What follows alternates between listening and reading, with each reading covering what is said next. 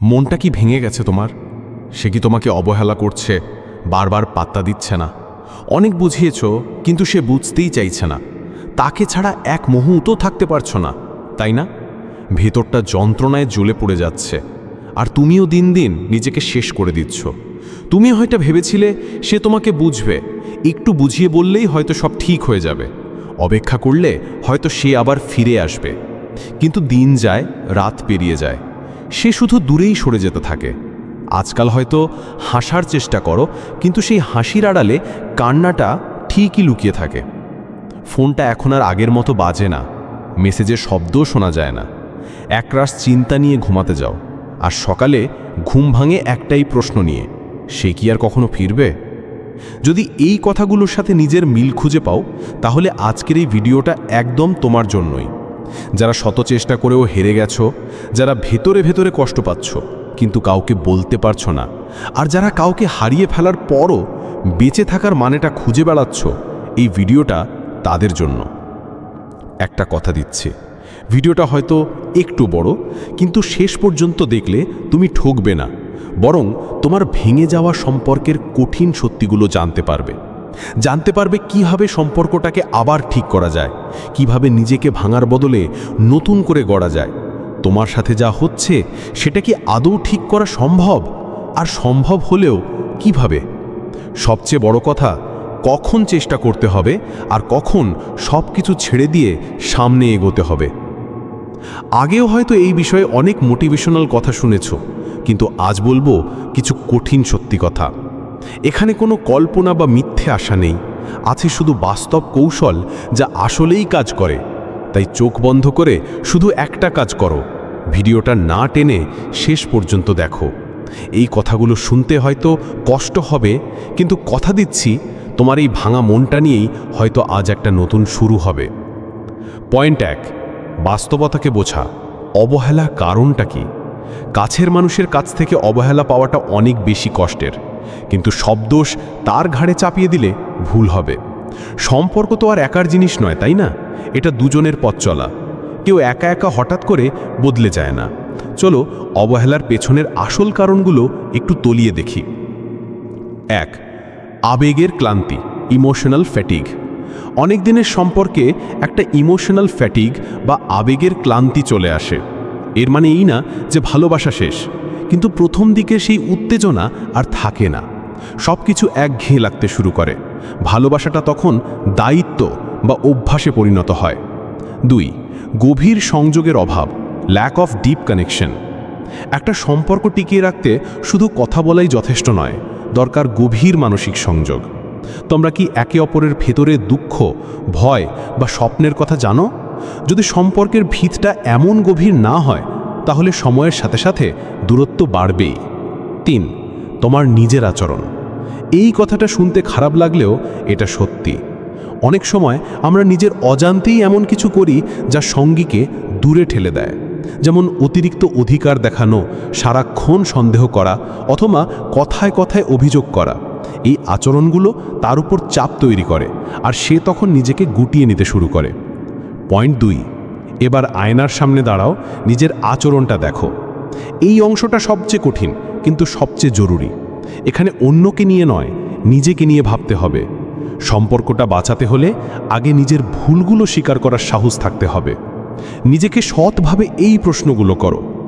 আমি কি ওর উপর বেশি চাপ দিচ্ছি? আমি কি ওকে যথেষ্ট স্বাধীনতা দিচ্ছি? আমি কি কথায় কথায় রেগে যাই? আমি কি ওকে প্রাপ্য সম্মানটা দিচ্ছি? আমার কথায় কি সব সময় অভিযোগের সুর থাকে? আমি কি ওকে অকারণে সন্দেহ করি? ও যেটা করতে বারবার বারণ করেছে, আমি কি সেটাই করছি? আমার নিজের কি কোনো জগৎ আছে, নাকি আমি ওর ওপরই পুরোপুরি নির্ভরশীল? যদি সত্যি সম্পর্কটা ফেরাতে চাও, তাহলে আগে নিজের এই সমস্যাগুলো ঠিক করতেই হবে। এটা বাধ্যতামূলক। পয়েন্ট 3, কথা বলার ধরন পাল্টাও। যখন কেউ দূরে সরে যেতে থাকে, আমাদের প্রথম ইনস্টিংক্ট হয় তাকে আরও বেশি করে আঁকড়ে ধরা, কিন্তু এতে হিতে বিপরীত হয়। তাকে ফিরিয়ে আনতে হলে যোগাযোগের ধরন পাল্টাতে হবে। 1, ওকে একটু জায়গা দাও, কিন্তু একদম হারিয়ে যেও না। সে যদি রিপ্লাই না দেয়, অনলাইনে থেকেও মেসেজ সিন না করে, হাহাকার না করেই বরং দিনের শেষে একবার লেখো, আজ তোমার কথা মনে পড়ল, কেমন আছো? এই ছোট্ট মেসেজে কোনো চাপ নেই, অভিযোগ নেই, শুধু আছে তোমার শান্ত উপস্থিতি। 2, অল্প কিন্তু দামি কথা বলো। প্রতিদিন 10 বার ভালোবাসি বলার চেয়ে একবার সঠিক সময়ে বলো, তোমার হাসিটা হঠাৎ খুব মনে পড়ছে আজ। এই ছোট্ট আন্তরিক কথাগুলো অনেক বেশি শক্তিশালী। 3, অভিযোগের বদলে প্রশ্ন করো, তুমি বদলে গেছো না বলে বরং জিজ্ঞেস করো, তুমি অনেক শান্ত হয়ে গেছো, সব ঠিক আছে তো? এই প্রশ্নগুলো ওর মনে কৌতূহল জাগাবে। প্রিয় দর্শক, ভিডিওটি তৈরি করতে অনেক সময় লাগে, অনেক কষ্ট হয়। যদি ভালো লাগে তাহলে একটি লাইক করে চ্যানেলটিকে সাবস্ক্রাইব করে দেবেন, সেটাই আশা। 4, নিজের জীবনকে তুলে ধরো, কিন্তু দেখানোর জন্য নয়। তুমি নতুন কিছু শিখছো, বন্ধুদের সাথে ভালো সময় কাটাচ্ছ, নিজের কেরিয়ারে মন দিচ্ছ, এসব সে যেন জানতে পারে, কিন্তু তাকে দেখানোর জন্য নয়, নিজের জন্য। এই ব্যাপারটা তাকে ভাবাবে, এই মানুষটা তো আমার অবহেলায় আরও পরিণত হয়ে উঠছে, আমি কি ওকে হারাচ্ছি? পয়েন্ট 5, আত্মনির্ভরশীল হও। যে মানুষ নিজের পায়ে দাঁড়াতে পারে, নিজের জগৎ তৈরি করতে পারে, তার আকর্ষণই আলাদা। তুমি যখন নিজের কেরিয়ার, শখ, বন্ধু, স্বপ্ন নিয়ে ব্যস্ত হয়ে পড়বে, তখন অপর পক্ষই ভাববে, এই মানুষটা তো আমার অবহেলায় আরও পরিণত হয়ে উঠছে, আমি কি ওকে হারাচ্ছি? এই রিয়ালাইজেশনটাই ধীরে ধীরে সম্পর্ক পুনরুদ্ধারের চাবিকাঠি হয়ে উঠতে পারে। পয়েন্ট 6, স্পষ্ট কিন্তু শান্ত আলোচনা। সম্পর্কের সমস্যাগুলো নিয়ে কথা বলতে আবেগ নয়, সাহস লাগে। এমন একটা সময় বেছে নাও যখন তোমরা দুজনেই শান্ত আছো। তাকে সরাসরি কিন্তু নরম সুরে জিজ্ঞেস করো, তুমি কি সত্যি এই সম্পর্কটা চালিয়ে যেতে চাও, নাকি তোমার সময় দরকার? অথবা আমার কোনো আচরণ কি তোমার খারাপ লেগেছে, যা আমি বুঝতে পারিনি? এই প্রশ্নগুলোর উত্তর যাই আসুক, সেটা মেনে নেওয়ার মানসিক প্রস্তুতি রাখো। পয়েন্ট 6, নতুন করে শুরু করো, পুরনো ভুল নিয়ে নয়। যদি সে ফিরে আসে, তাহলে পুরনো কাসুন্দি ঘেটে সম্পর্কটাকে আবার বিষাক্ত করে তুলো না। দুজনে মিলে আলোচনা করে ঠিক করো কোন ভুলগুলো আর করবে না। পুরনো মেঝেতে নতুন করে ঘর বানানো যায় না, সম্পর্কের ভিতটাও নতুন করে গড়তে হয়।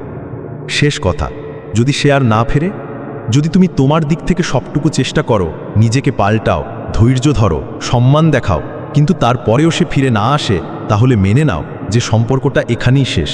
আর এটাই জীবনের সবচেয়ে কঠিন কিন্তু মূল্যবান শিক্ষা। তুমি হারোনি, বরং তুমি নিজেকে নতুন করে তৈরি করেছো। তুমি শিখেছো কিভাবে ভালোবাসতে হয়, কিভাবে সম্মান করতে হয়, আর সবচেয়ে বড় কথা, কখন ছেড়ে দিতে হয়। সত্যিকারের সম্পর্ক শুধু আবেগে চলে না, চলে পারস্পরিক বোঝাপড়া, সম্মান আর দুজনের সমান চেষ্টায়। যদি তুমি নিজের জায়গা থেকে শতভাগ সৎ থাকো, তাহলে তুমি হারোনি, কারণ জীবনের সব সম্পর্ক তোমাকে ভাঙতে আসে না, কিছু সম্পর্ক আসে তোমাকে নতুন করে গড়তে। ভালো থেকো।